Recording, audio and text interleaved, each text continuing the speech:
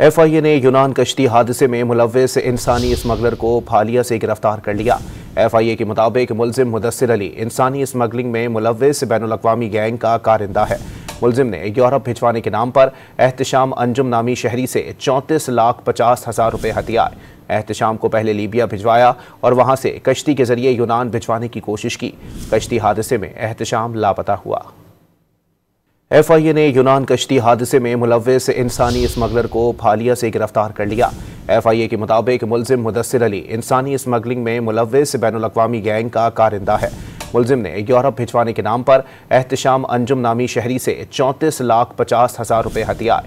एहतशाम को पहले लीबिया भिजवाया और वहां से कश्ती के जरिए यूनान भिजवाने की कोशिश की। कश्ती हादसे में एहतशाम लापता हुआ। FIA ने यूनान कश्ती हादसे में मुलव्विस इंसानी स्मगलर को फालिया से गिरफ्तार कर लिया। FIA के मुताबिक मुलजिम मुदस्सिर अली इंसानी स्मगलिंग में मुलव्विस बैनुल-अक़वामी गैंग का कारिंदा है। मुलजिम ने यूरोप भिजवाने के नाम पर एहतशाम अंजुम नामी शहरी से 34,50,000 रुपये हथियाए। एहतशाम को पहले लीबिया भिजवाया और वहां से कश्ती के जरिए यूनान भिजवाने की कोशिश की। कश्ती हादसे में एहतशाम लापता हुआ।